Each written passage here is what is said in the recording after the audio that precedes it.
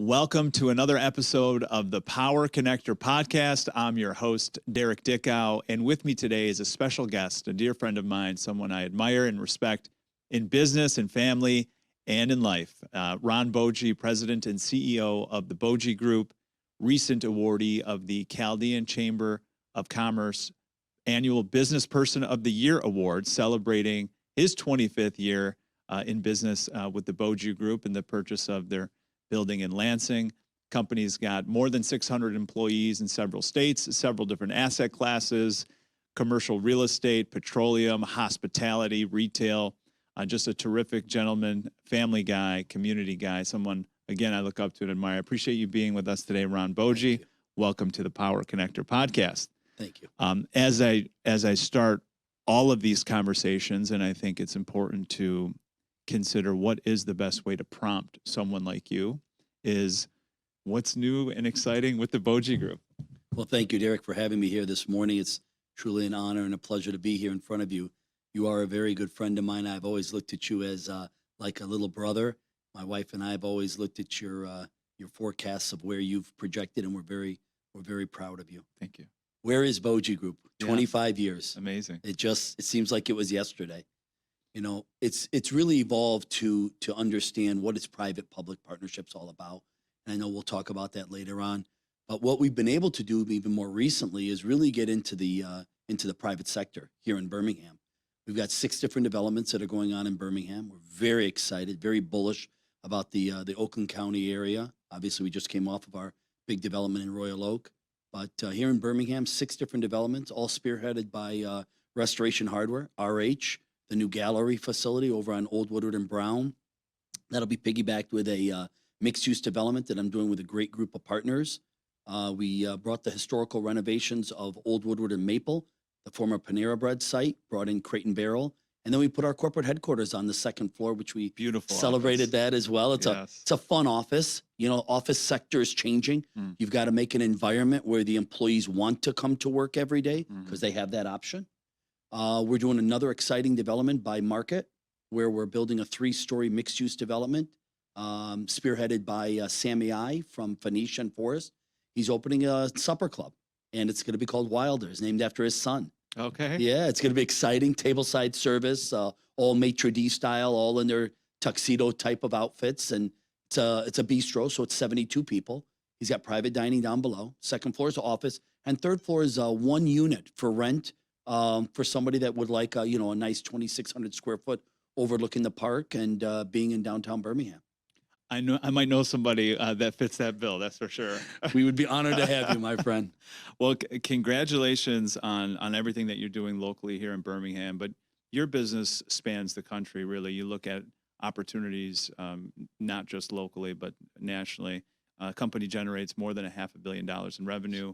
One of the things that really struck me as I sat in the room when you were awarded the Chaldean Chamber Business Person of the Year is your beginnings and how this all started. And one of the key points in your speech that night was that it started with sacrifice, TV dinners, and spam. Yeah. How on earth do we go from that to today? On a mattress. And, people come to me afterwards and say, no, Boji, it wasn't true. It was true. That's the life I led. So I graduated from Michigan State in 1993. Didn't really have any development opportunities at that time. My dad was a grocer by trade, and I had done an internship at one of his shopping centers they built from ground up. But at that time, there was nothing. So I went to my uncle, Father Manuel Boji, our vicar general of the Chaldean community, very well respected, one of my closest friends. Actually calls me his son, his spiritual son, which is an honor to be said. Then I said, Uncle, I don't really know what to get into right now. I don't want to go work for a large company. So at that time, Father Tom Simon, who was serving with Father Manuel Boji's family, lived in Sacramento and had a very thriving computer chain. They were in multiple states. They probably had about 15 locations. They were here in Troy, franchisee. So I trained. I trained for a year. And monetarily, my parents were nowhere near the wealth that we have obtained over these last 30 years. So I had to live there for a year. And yes, I lived in an apartment, lived on a mattress, TV dinners, Stouffer pizzas, spam just because I enjoyed it and I put it on bread. Sure. And I had a lot of intuition on what I wanted to be but I didn't know at that time the roadmap that I would have to accomplish. But I know with determination, hard work, and the spiritual aspect of things. So started out great, lived there for a year. Then the franchisee asked me, you can pick from 3 different places, Grand Rapids, Toledo, or Lansing. I chose Lansing. And it started from there. A couple years later, we bought a building. And months later, after we bought the building, maybe less than a year, we got an unsolicited offer to buy a sliver of land. And it came from Rite Aid.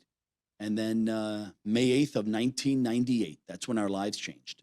May 8th of 1998 is the day that we did a 1031 exchange, took the money that we had from the transaction with Rite Aid and all of our wealth, which was pennies, and went and bought the former Michigan National Tower.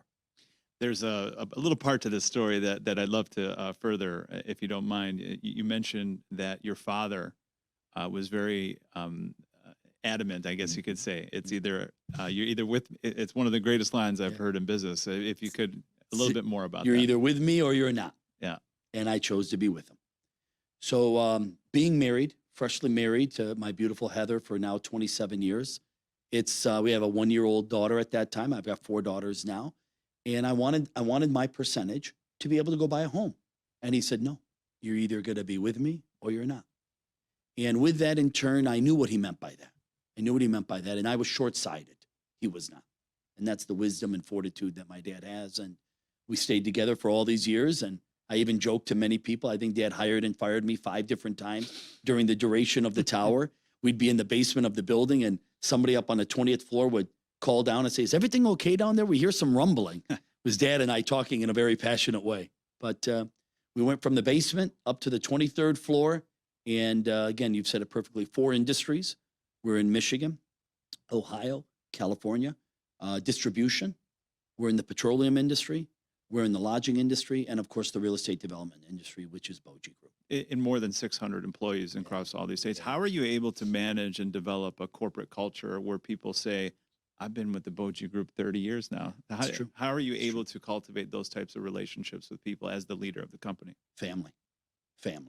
We instill a family theory in our employees. You're not just an employee, you're part of our extended family. And family helps family in their toughest of times. And they know we've got an open door policy. But probably one of my dad's great Louieisms is pick your partner first, then pick your business. Dad always loves attorneys. So we're very fortunate to have 3 different attorneys. Neb McCanney, who was in the law practice. He runs the division of the United. John Oro, another attorney, runs the division of the petroleum. And then my right hand, my president, John Hindu, came on board years ago. And then I just appointed him to be president. I shifted as just a CEO now. And John, again, was an attorney, and he's the president of Boji Group.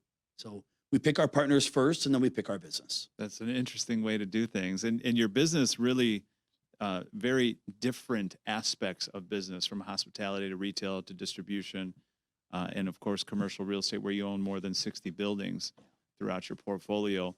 How are you, what strikes you when you look at an opportunity? Like, what are you looking for that makes you excited to say, okay, this gets my attention and let's get it on the board and let's further this out? So now more than ever, you really need to measure twice and cut once. You really need to look at what the calculated aspect is of a deal. In the earlier days, I was just excited to get a deal. You know, again, being in the private-public partnership deals a lot with the governmental sector. So inside of our 3 million square feet, about 900,000 is with the state of Michigan, and most specifically, the Department of Health and Human Services. We've done 11 Department of Health and Human Services from ground up, and they have average lifespans of 25 or 30 years. So in the beginning, it was always going after what the state opportunities were. And those opportunities, some were very prosperous for us, some were not. You learn as you go on. But as the last 5 years, I would say we're extremely calculated in our decisions. I've talked about this on more than one occasion. Your number one asset is time. Time is very valuable. Time is priceless. People need to understand when you're doing business with someone else that your time is what is precious. Commonly, I'll sit in front of city council members or legislators or different bodies of different governmental agencies, and they'll say, Ron, what's the number one item that you need to get this deal done?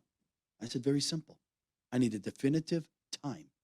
If you can approve something today, I know what today's interest rates are. I know what today's construction prices are. Mm. I know the tenants I want to go after. If it's 6 months or a year from now until those decisions are made, all these other factors I just talked about could not be relevant at that time. They could not be true. It's so true, especially in today's economy where we're seeing the last several months with banking crisis being where it's at and the cost of money continuing to rise. Are you still bullish on communities like Birmingham, like Lansing? Yeah. That's a great question. So cities like Ann Arbor, cities like Birmingham, cities like East Lansing and Lansing have a very consistent item and a very core aspect of it. East Lansing and Lansing / Ann Arbor, obviously that's driven by the university aspect of it. Sure. We built a beautiful development in East Lansing of a hotel and a retail environment.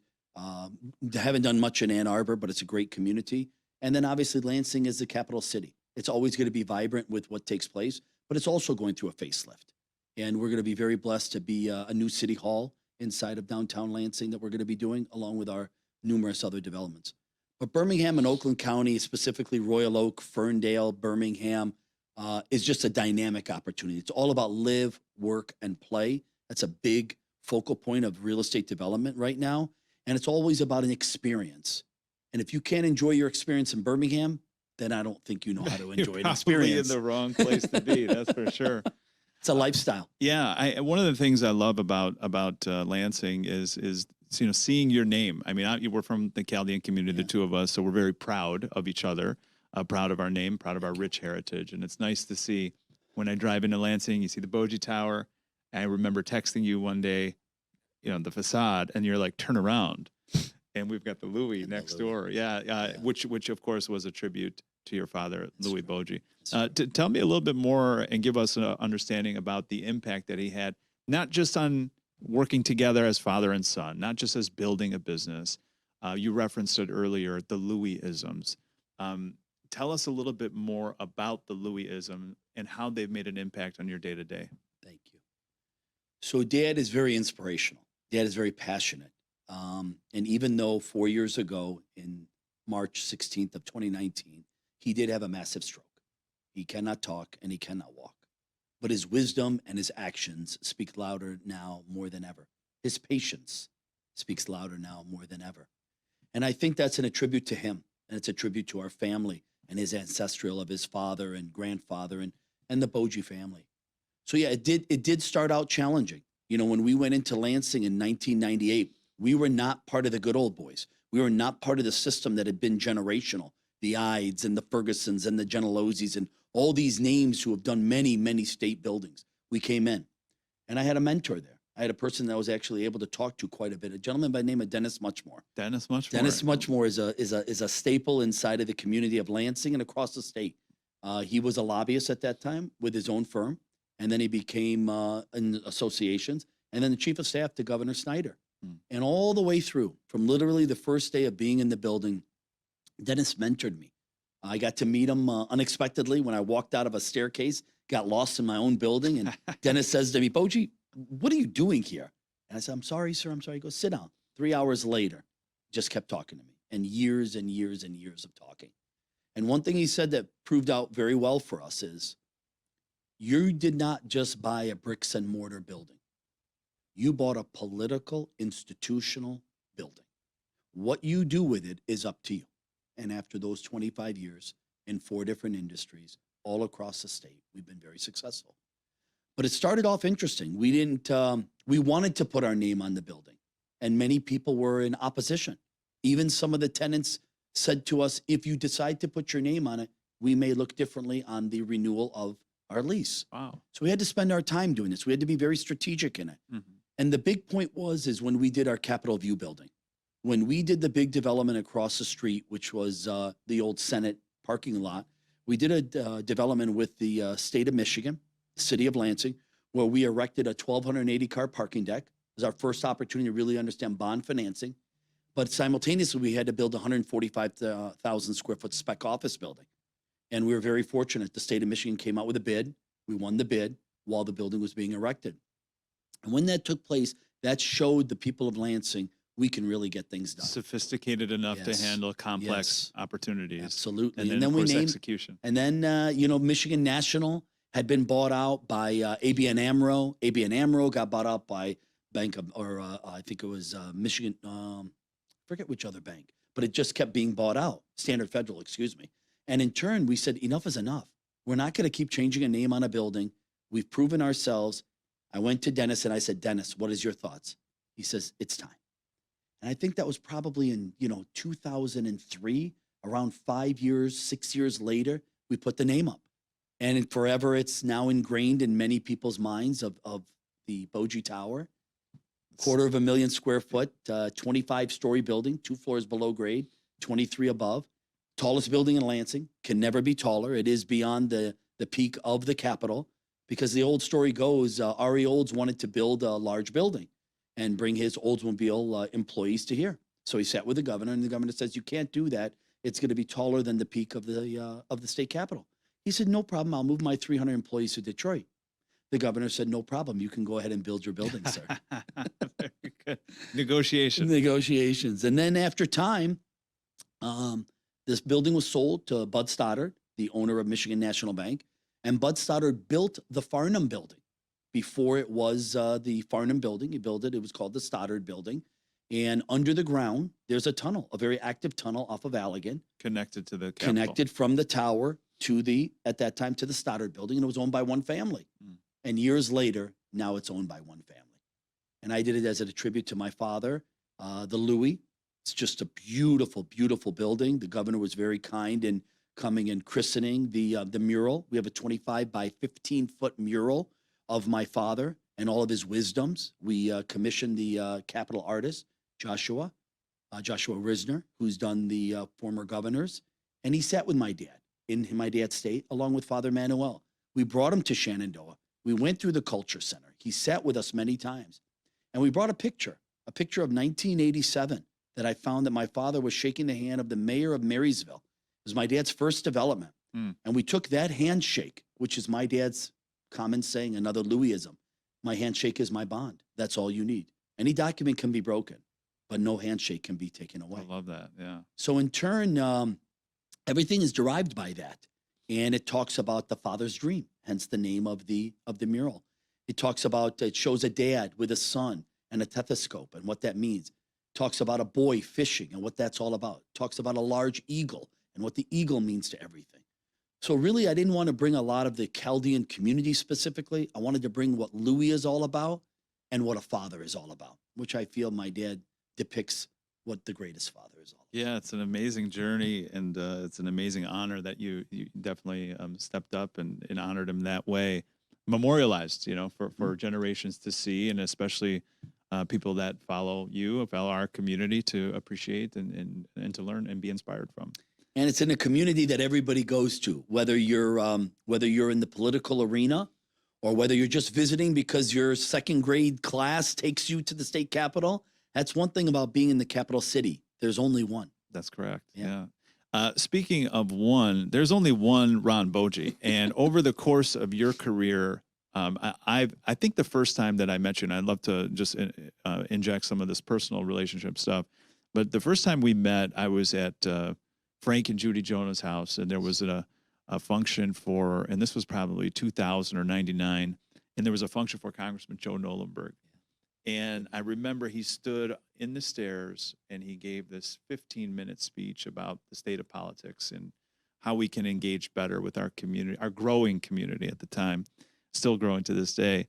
And at the end of his remarks, he paused and he looked at the room and he said, "Any questions?" And I remember you raised your hand, and I remember you had a question that I thought really demonstrated your understanding of infrastructure, policy, politics, and most importantly, people. I'm fascinated by the way that you develop relationships with people. And in terms of being able to do so along both party aisles is really a tremendous gift that you have.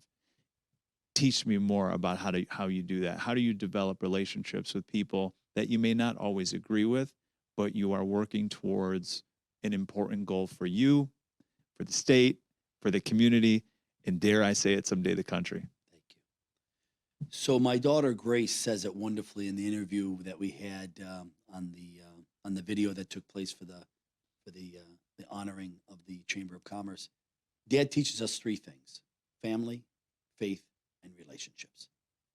So understanding relationships is understanding your faith and understanding your family.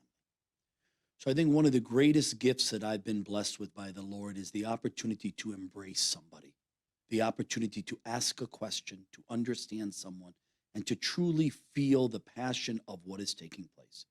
That's an art. That's a gift that somebody gives you. And in turn, that type of item, along with doing your knowledge, doing your research, understanding how important the political arena that elected officials become and how strong it is to our economy. And our economy, not only from a bricks and mortar standpoint, but from an infrastructure standpoint, from an educational standpoint. There are social items that I commonly do not discuss with the elected officials. Mm. I have my own opinion about abortion. I have my own opinion about guns. I have my own opinion about certain aspects, the LGBT and many other things that take place across this country. That's not for me to discuss with an elected official. In my mind, I sort of leave that to the side. We're about economic development. Economic development does not have a red. It does not have a blue. It doesn't have an R. It doesn't have a D. It has a dollar sign, and it has a win-win. And I talk about it commonly. As an entrepreneur, many people feel it's all about making money. I look at it and say, it's all about helping people, making people better, giving people an opportunity, and then the money will come. That's what relationships are all about. It's a good point of clarification, because understanding that you are an entrepreneur, you are running a business. There are 600 or so people that depend upon your vision, executing on it with the team, your executive staff, and you have an idea, you have a vision for what you want to develop. Sometimes there can be some personality conflicts that come into place. Yes. I'd love to, so when you said ask questions to understand them, you said to research them a little bit. Are there any other high-level strategies that you implement that make you and help you become more comfortable and more confident when you meet with sometimes presidents of country, right? I mean, we're talking about a local mayor, we're talking about a peer that might also have a multinational corporation that they're the CEO of, but these are all just people. And there's a way that you go about developing relationships with people that I'm fascinated by. So research, ask the right question. Do you prepare questions in advance? I mean, do you whiteboard them at the office with your team? I would love to know a little bit more intel. I'm sorry if I ask you a little bit private question. It's a great one. It's a great one. I'm just curious as to your approach. A pad of paper and a pen. It's old school. I'll do all my homework in advance. I'll write my notes down. I'll memorize them, and then I'll just ad lib as I go on. But what really the secret is this item: humility. Be humble. You're not the smartest person walking into the room. If you can embrace that it is all about what you're doing with someone else and not about yourself, then they'll see that inside of you, and they'll be more apt to want to talk with you and be part of you. If you're going to go into a meeting or an environment and all you're going to want to do is what outcome you're waiting for, then the meeting really never started. Because the person's not going to allow you to talk that way to them. But if you sit and you understand and you ask about simple items. What's your family all about? Do you have children? What intrigues you? Things of that, just a small talk. We seem to have forgotten that. Technology is wonderful. We've talked about this, Derek. I'm not a big TikTok person or Instagram or all these other concoctions that are out there. And God bless them, they're necessary for today. But I'm still the old school about sitting with a person, breaking bread with a person, talking to a person. Do I text? Do I email? Of course I do. Sure. But I don't think the newest way is always the best way. I'm not saying the old school way is the best way, but there's a hybrid way in it. So it's the fundamental origination of conversation, right? Yeah. Tell me about your family. Yeah. Tell me about what's important to you. Tell me about what motivates you. And you're actually learning about them before you get to any type of questions that are important to you. Because if I understand certain aspects about a person, then the way my mind thinks is, okay, the questions that I have about the certain business aspects, I can bring them in relevancy to what the person is thinking.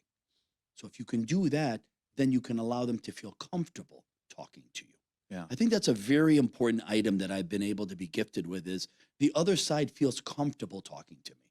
I remember a great, it's very humbling to hear what this person said. So it was a soccer game of one of my daughters many years ago, probably 15 years ago. And this attorney said to this other person who was there, Ron has a gift of gab. And the other person, yeah, I see him talking to these politicians and all that type of thing. He goes, yeah, he does. He goes, but here's the difference. Probably 8 out of 10 of those elected officials, they really don't want to be with someone all the time, but they need to be. What I see with Ron is they actually embrace spending time with him because of the things that I just discussed with you. So, so you pay specific attention to getting to know them on a personal level. Yes. Before conducting any business, before getting to whatever outcome your desired outcome is, you'll kind of push all that to the side. Yes. Let me just focus on building a genuine relationship with people. Absolutely. I love that approach. Absolutely. I think and not only that, as an elected official, they then become an everyday citizen. Respect them as much as when they were an elected official. Many of my friends, such as Senate Majority Leader Mike Bishop, is still a great friend of mine up till today. And many other people over time have still been my friend and my wife's friend. Yeah, it's important to integrate, right? That's important, an important way to do that. I'd love to learn a little bit more about philanthropy. So you have, your company, you have what you do in the political realm and what's important to you there, but also a big part of your business and life is what you and your wife do in philanthropy. Why is philanthropy so important to you? Really comes from the root of the Lord and the love that the Lord gives to us. I have commonly said I'm blessed beyond my greatest beliefs. If I can't give back to those people who are in need, then shame on what the Lord has blessed me. Philanthropy is very important. And philanthropy is important for a few different environments. It's not always about the dollars and cents. Dad has another Louieism that it's a great one. He says, son, it's better for someone to call you, ask for advice from you, and not you who needs to go ask them for advice and their time. So time is a philanthropy type of item. Wisdom that you instill upon someone, lessons that you teach them, skills of business that you bring to their attention is philanthropy. And yes, monetarily, philanthropy is another big important item. So you look at what's important to you and your family. Putting the name Boji in front of your company's name automatically says to the people, it's a brand. If you're going to put your name in front of your company, that's a very big item that you've got to take extremely seriously. Your brand is everything. It's your name. So from a philanthropic standpoint, there are a few items that Heather and I felt very passionate about. So first, of course, is the church. So we did a large philanthropic give, my family, the Boji family, Father Manuel Boji, my dad's brothers and sisters, and spearheaded by my father and I, for the Prophet Elijah Retreat Center that is really just going to do phenomenal in Oxford, Michigan. We did this in collaboration, of course, with the diocese. It's going to be a beautiful 70-room retreat center, very similar to Manresa or others that you've seen before. That was important to us. It was a very big step that we took. And then just recently, last year, my favorite two things, Michigan State University and Henry Ford Health System. So Henry Ford Health System really saved my dad's life when he had the massive stroke. That really changed our life.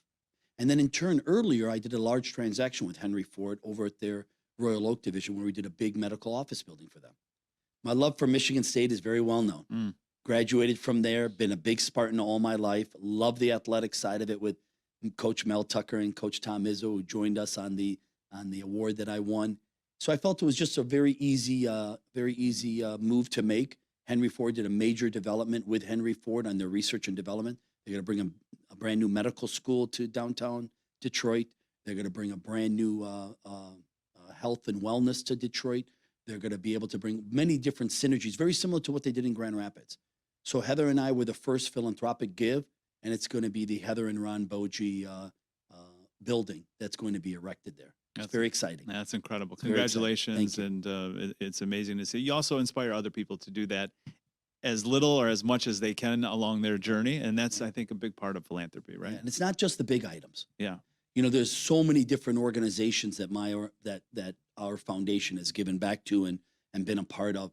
And I'll tell you one thing, the little ones are almost as big as the large ones, Mm. because the little ones really impact certain amount of people. Mm. When you can sit and walk into a room and give a check of X amount of dollars, and to see the face of these Boy Scouts or the library or so many other organizations, Mhm.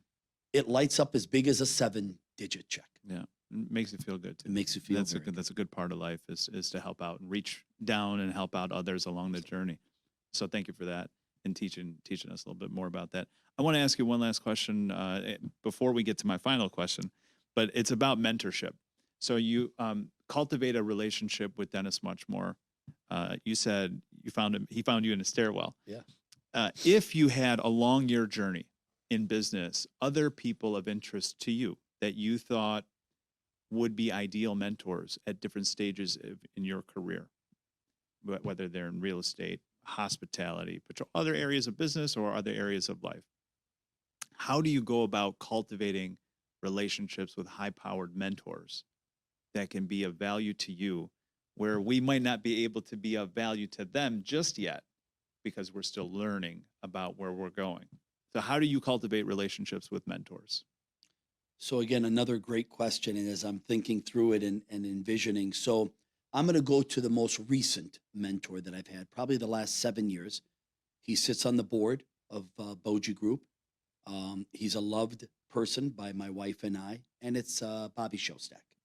So Bobby Shostak, you're right about the first comment. How do you embrace somebody of that magnitude? It was political. He was the party chair, and we had a lot of common denominators that took place. He's in the real estate industry, 4th generation. We're in our 2nd generation, hopefully our 3rd generation of a family member. He's in the fast eatery business. We're in also multiple industries. So there was a great click right away. But really what I thought was most interestingly enough with Bobby and I is as he mentored me, both not only just in the political arena, in the business arena, and in a family environment, and how to really be able to become a better father, a better husband, a better person to the community in his own little ways that I would see inside of his own family. And with that, ironically enough, he learned from me, which I would have never thought in the beginning there would be lessons that would be learned. But I think what takes place more than anything else and why it's so important is the understanding again of a person. And Bobby started to get to understand me as a person. He's definitely been my mentor the last 7 to 10 years. And with my dad's falling over the last 4 years, he's been able to fit a void that is truly priceless. And so did you just pick up the phone one day and give him a call? Did you see him at an event, or did you pull him aside and say, I'd like to break bread with you and learn a little bit more? What's that intro like for you? So it started by seeing him multiple times in the political arena. And obviously he would call upon me, being a Team Michigan member for many years, part of the state party, he would call upon me. And what I did is I've commonly done is I would ask him to come over to the tower, or we'd meet over here and we just talk. We talked predominantly about politics. And then of course I knew what his outcome was, is to be able to have me part of Team Michigan. But I think as he learned me more as a person and really took an embrace to me, then after a while, I just said to him, Bobby, I'd like to start a relationship. So we created an actual relationship, a transaction, where he in turn has office space from us in Lansing. And part of that agreement, him and I, is the office space for him mentoring me. But it's just become so much more, so much more. I mean, we don't even look at something of that magnitude anymore. And one of the things that we've done very well, and we just talked about it yesterday, we've never been in business together. We don't have any intentions of being in business together, which is so interesting because we talk about so many business items, but there's never been a time when I've said, Bobby, do you want to be with me on this? Or he has said the same. It's sort of an area that we don't want to touch. I'm not saying we may not in the future, but it's got to be something that's so dynamite because many times, and I've had it happen to myself, being a partner with a best friend before you've ever been partners with them just doesn't turn out. Doesn't turn out. It goes back to the old Louieism, right? Pick your partner first, then pick your partner. business. Yes. Yeah. I love that. Well, that's a great story. Cultivating a relationship with somebody that you obviously admire and respect at the time, and finding unique ways that you can add value to each other. Sounds to me like. Look what he's done for the Jewish community at Hillel and all the other organizations that him and Nancy have given their time and effort. I aspire that Heather and I can do something even as close. Yeah. Well, you're definitely doing it now, and sky's the limit. in terms of what you might do next and what the next 25 years look like.